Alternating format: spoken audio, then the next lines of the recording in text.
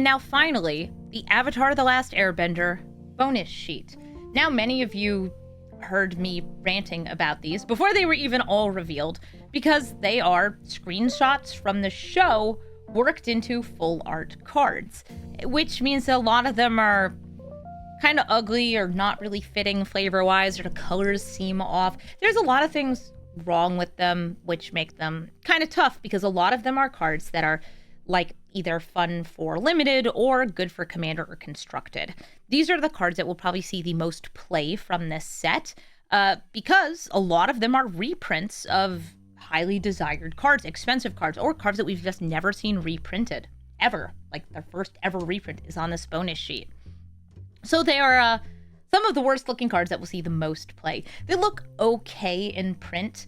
I did a box opening and we got to see them. Some of them look a lot better than others, and some of it has to do with the fact that it is taking up the whole card instead of just like, you know, a little window up there. So they are borderless. They have, you know, these weird little floating text boxes, and they're all pretty useful cards in some circumstance or another. You're going to notice as well that these are cards that are mostly not standard legal, and they are not being added to standard. These will appear in 1 out of every 26 like booster packs, so you will probably not see one in a draft. You'll see them occasionally at a table. In fact, at a group of 8 players, one person will probably open one across the entire draft, but you won't always. And yeah, so you don't really have to think about them too much when you're playing limited. It is very unlikely you will play against any particular one of them. They're kind of hard to read too, so just, you know, bear with me as we go through them. There's 1 per episode of Avatar, so we're gonna go in episode order. Episode 1, Brought Back. This is Brought Back. I don't actually think it's that good of a card. There are some funny things you can do with it, especially with like evoke elementals, which sacrifice themselves and bring them back. That's not a thing in the set, but it's Brought Back. I don't usually like playing it in limited. Traneth Magistrate. Kind of nasty with certain airbenders, because it prevents people from casting their airbent creatures. Your opponent can't cast spells from anywhere other than their hands. This is also a 2-mana 1/3. It's a human wizard. It's fine on its own. So, you know, has actually like a thing it can do in limited where you airbend your opponent's creatures and then they can't recast them. Kind of nasty. Empty City Ruse. First ever time this card was reprinted. Ooh, this is not episode order? Is it not? Oh, it's in color order. I'm sorry. Okay, we're going in color order then. Yeah, you can see which episode they're in. This is the healing at the bottom. I was like, that doesn't look like Aang coming out of Iceberg. That's Aang after he was like, he has hair and he's been burnt. Set number order, yeah, which means it's going to be color and alphabetical. Empty City Ruse, first ever time it's been reprinted. Target opponent skips all combat phases of their next turn. Okay, it's like, you know what it's doing in limited. It stops your opponent from attacking on a turn.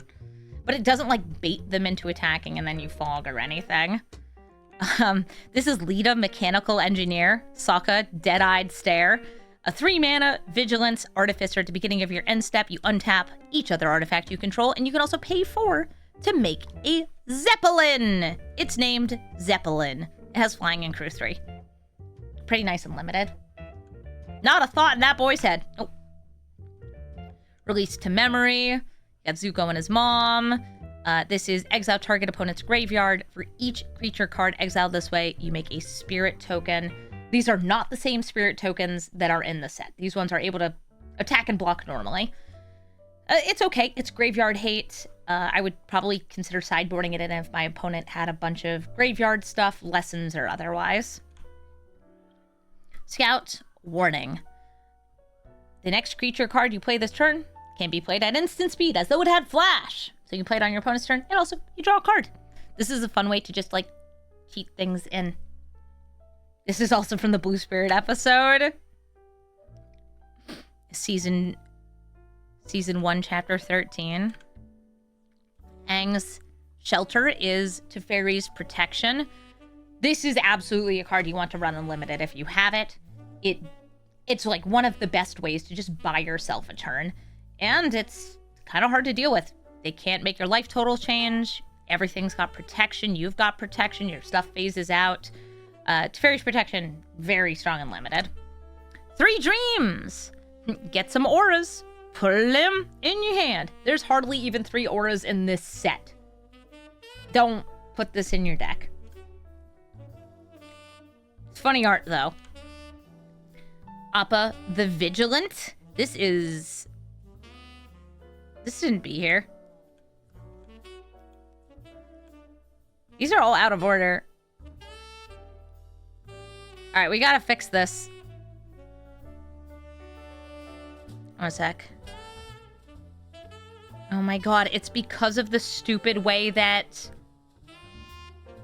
this is done. Yeah, alright, I guess we'll just skip forward into blue.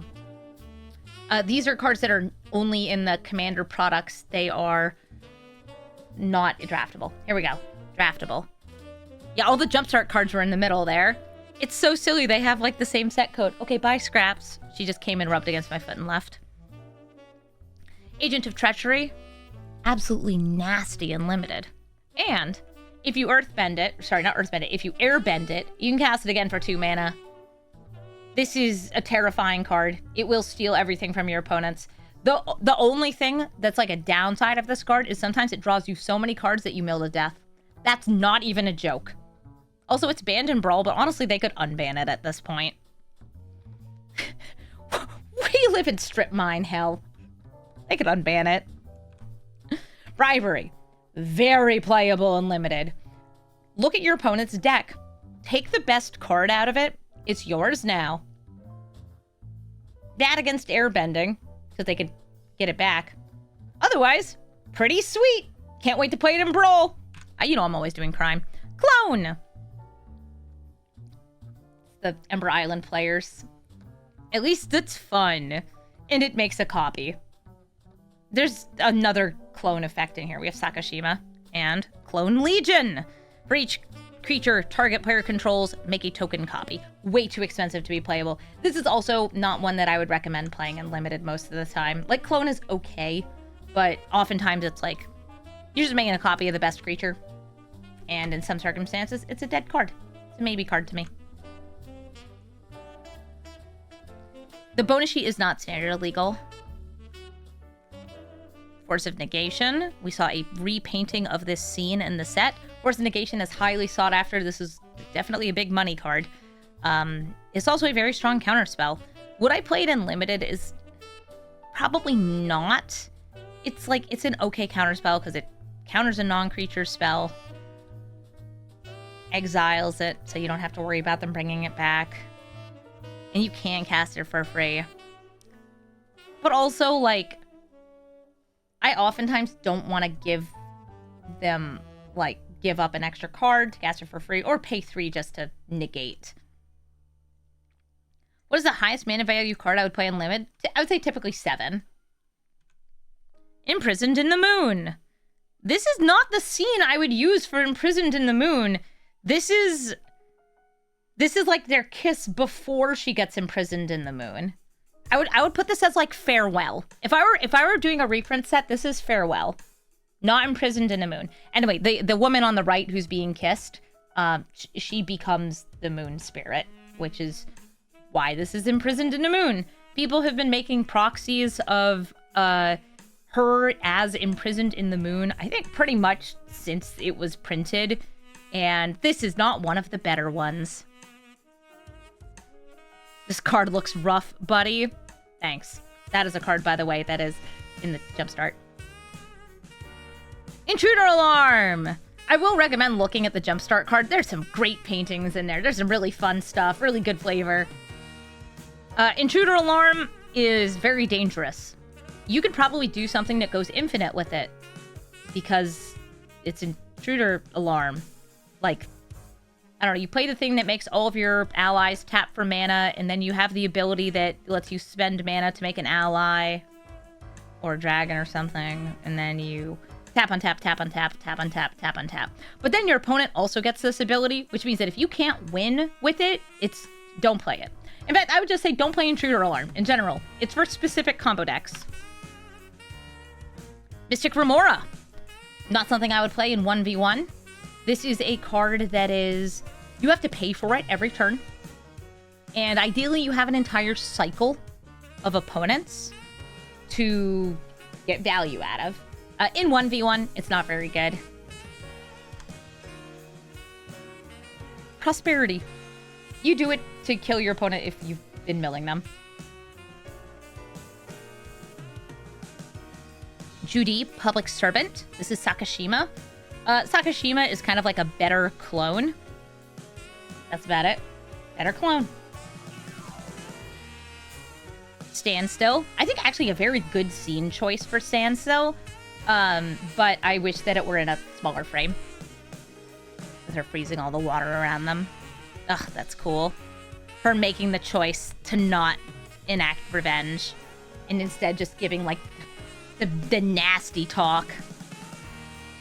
You want to do Sakashima Vial Smasher? Let's go. Yeah, I think that as far as, like, good choices for the bonus sheet, this is actually a great one. I think Mystic Remora as the two fish, Tui and La, is fantastic. Shame that one of them's covered by the text.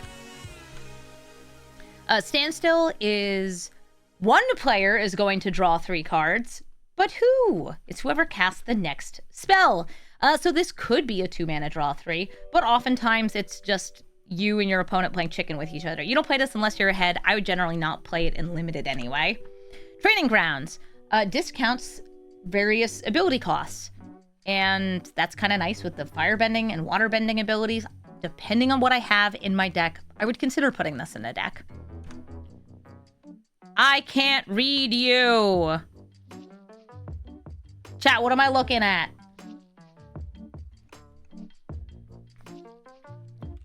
Scryfall. Eternal.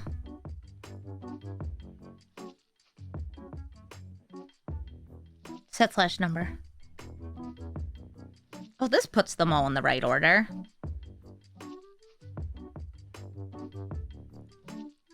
Visions of Beyond. Draw a card. If a graveyard has 20 more cards in it, draw 3 instead. It's fine. It's a cantrip sometimes, and sometimes it's a Ancestral Recall. Can even see playing this in a bunch of Brawl decks. You can see the 3 and the 20 in the text. 1, 20, 3. So true. Right, now we're gonna scroll through all these. Yeah, but see what I mean? There's some great art in Jumpstart. Also, one of my favorite scenes. As somebody who does foraging, the desire oftentimes to be like, deadly poison? Or delectable tea. Okay, here we go. Black Sun's Zenith. Put X -1/-1 counters on each creature. Shuffle it back into its owner's library. This is a repeatable board wipe because it'll always get shuffled back into your deck. I think that it's pretty decent in limited because even if it's not killing things, it's -1/-1 counters, which means that the things are going to be smaller and worse. Even casting this for X = 2, X = 3 can be very, very strong. I think that that's a pretty good choice for limited if you're heavy in black. Bloodchief Ascension. Crazy to see this get a reprint. At the beginning of each end step, if an opponent lost 2 or more life this turn, now this is your turn and your opponent's turn, if they're like paying life, you can put a quest counter on it. Whenever a card is put into an opponent's graveyard from anywhere, if this has 3 or more quest counters on it, you may have that player lose 2 life, and if you do, you gain 2 life. How do I feel about it in limited is kind of tricky. There's not that much pay life in the set, but there's a bunch of things that are like you lose a life, 1 life, and you make a clue. Otherwise, it would just be like you attacking them. So I don't know how to evaluate it for limited, but I think if you get it down on turn 1, you'd probably get some damage out of it and gain some life. Yeah, also, then it's like you can just mill your opponent and they die. This is your favorite card? Oh no. I know what you're talking about. Yeah, it's Cruel Tutor, all right. I would not play Cruel Tutor in limited. It's 3 mana and 2 life at sorcery speed to put a card on top of your deck. And it sure looks like that.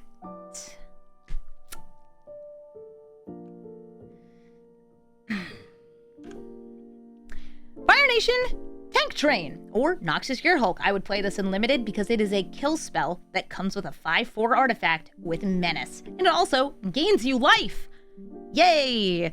Noxus Gearhulk, or Big Stinky, if you've probably heard me call it before. Big Stinky, it gain you good life. It's very nice, very good card. Then we skip through these, even though they're cool, to get to Blasphemous Act. The more creatures that are in play, the less this costs. Though with only 2 players, you're unlikely to discount it below like 5 or 4 in like the circumstances you'd probably be using it. Because usually it's like your opponent has a couple creatures, you don't have any, you want to use it. Deals 13 to each creature, kills everything for the most part. It doesn't kill the giant wall, but it wouldn't be killing things anyway if the wall is in play. Yeah, you gotta kill that wall! Blasphemous Act, I would say probably pick in red. It's a good board wipe. And it does get nice discounts. Not a big fan of the choice of art. I love Azula, and it's crazy to see a reprint of Diachan Artful Beauty. This is, I think, her first ever full reprint, which is cool. She might have had like one reprint before, like on the list or something. Is this that good of a card? Not really. It's 4 mana to give up one of your creatures and one of your opponent's creatures before combat. Before combat. So I guess if you have like a lot of tokens, but it's like, it's a 4 mana 1/1 beyond that. Is it wrong to love Azula? Yes. Yes, it is. Dockside Extortionist. In Limited. Not bad. At worst, it's a 2 mana 1/2. But your opponent might have some clues. And then you get some treasures. Yay. It's a goblin pirate. You guys probably know Dockside because it's banned in Commander. Sure.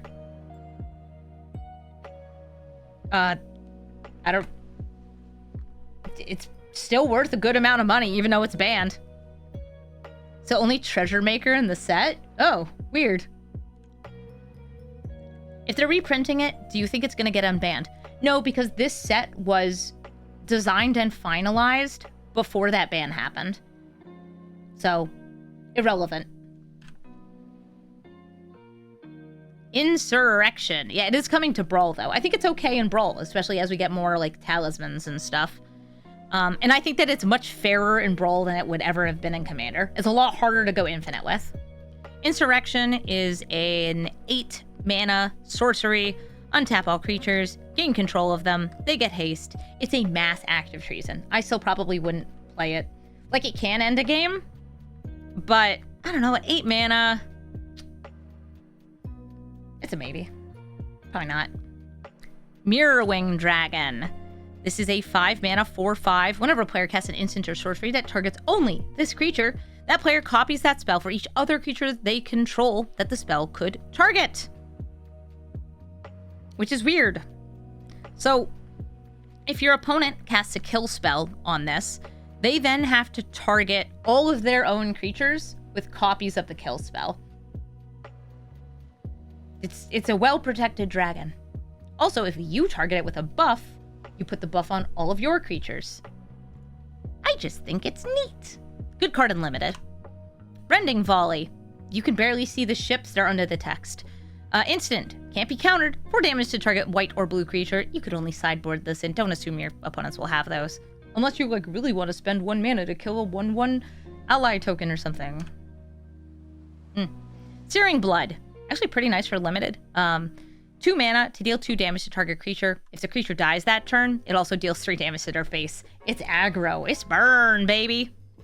Shattering Spree is a 1 mana sorcery that has Replicate Red. You are able to replicate this in order to destroy multiple artifacts. Otherwise, it's 1 mana destroy artifact. I don't think I'd play it in this set. Volcanic Torrent. Cascade. and it deals X to each creature and planeswalker your opponent controls, where X is the number of spells you've cast this turn, which will likely be at least 2, because a cast K is a cast another spell.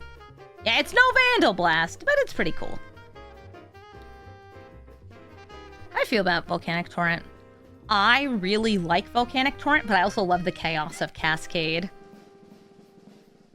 Yeah, I would take it. Or Storm Surge! Whenever a creature you control enters, it deals damage equal to its power to any target. This is kind of like Terror of the Peaks, but it's on an enchantment, so it's harder to get rid of, but also costs more, and it's not a dragon, so it's not hitting your opponent in the face. I don't love it for limited. I feel like it's a 6 mana, like, too late. And we skip. Almost. Oh, there we go. Beastmaster Ascension, facing down the Lion Turtle. This is whenever a creature you control attacks, you may put a quest counter on this. When it has 7 or more quest counters, creatures get +5/+5. Now this is, you can have like 10 creatures attack and the buff happens right away. I would recommend Beastmaster Ascension Unlimited. I think it's good. Elemental Bond. Whenever a creature you control with a power 3 or greater enters, you draw a card. Nice. That's good. That's good repeatable card draw. And I think at 3 mana, you can set it up to draw. You'll know if your deck has a couple things to trigger. Jumpstart cards are being added into Arena. Yes, I'm just not talking about them because this is a limited focus review. This is the Great Henge. If you're in green, take this card. It is one of the best cards. It's so good. It gains you life, it ramps you. The bigger your stuff, the less it costs, and it draws you cards and makes your stuff bigger. It's so good. Also, I think this is one of the better bonus sheet arts. I just wish it were, like, clearer. Heartbeat of Spring. Everybody gets extra mana. Yay! Don't play it unlimited. Heroic Intervention. Fine unlimited. Protect all your stuff. Especially if you think your opponent has, like, a board wipe.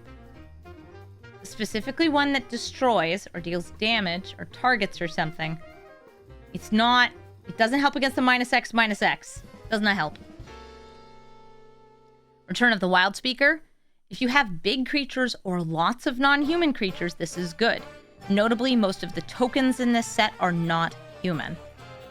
But also, I would not run this unlimited because most of the creatures are humans. It makes this kind of suck.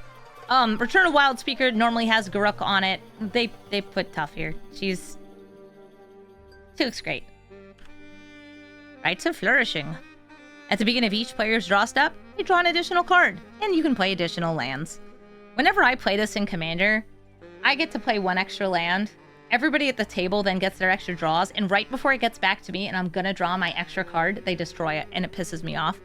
I gave you free stuff! Let me have free stuff! Taunting Challenge! All creatures able to block target creature this turn do so! Okay. I don't like it that much. If you have like a 2 or 3 power Death Toucher, this can be pretty rude, but you can also like force damage through. It's a maybe card.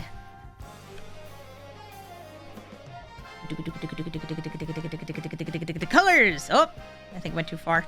There's a couple colorless cards. And multicolored cards, right? Oh, they're split in? No, here we go. Captain Sisay. Able to tutor for legendary creatures. If you have, I would say, more than 5 legendary creatures, this is a fantastic card. Even if you have, like, 3 of them, it's pretty good. It's able to just tap, get you value. Tap, get you value. Tap, get you value. Eladamri's Call. This is a tutor.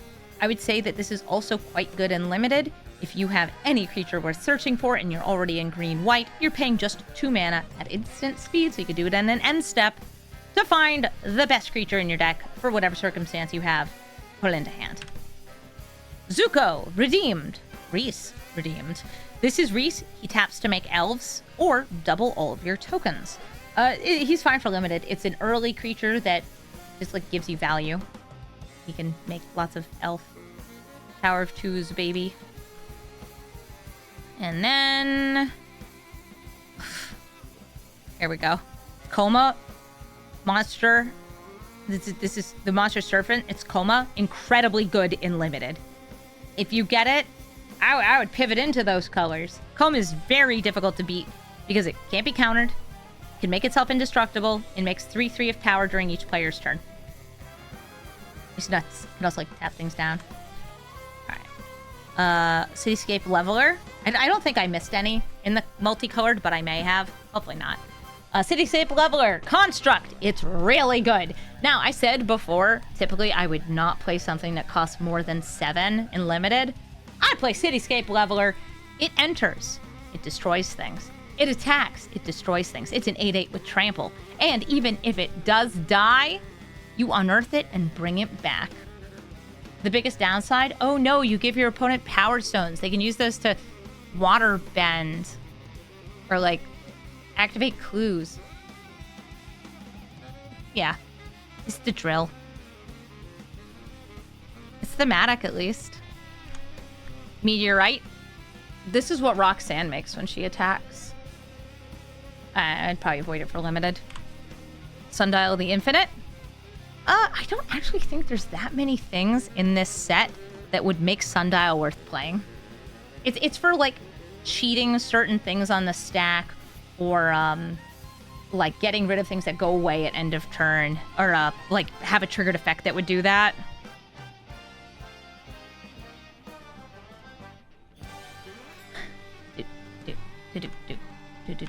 Looking for Boy in the Iceberg. Dark Depths. So Dark Depths, this is the episode 1 picture. Boy in the Iceberg is it's Merit Lage. Aang is Merit Lage, and they did make an associated token for it, which I do really like. Merit Lage is an avatar. Aang's an avatar. It's 2020. Would I play it in limited? No, I wouldn't. Dark Depths is, you almost never fairly remove the counters from it. You remove the counters from it by removing all counters from target permanent, or making a copy of it with Devsman Stage, which I think is maybe in this. We'll see. Fabled Passage would put this in. Great fixing. Triggers landfall. There's a little bit of landfall in this set. Sunbaked Canyon. This is just a dual land. It's a dual land that hurts to use, but you can sacrifice it later, which is okay. I think it's fine for limited if you happen to be in those colors. Oh, Thespian Sage is only in a secret lair. Okay, so never mind yet. Don't ever pick it. Just bitter work it after Earthbending.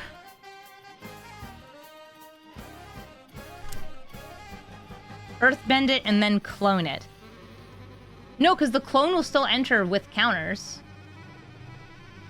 You would have to, like, turn something into a copy of it while it's in play.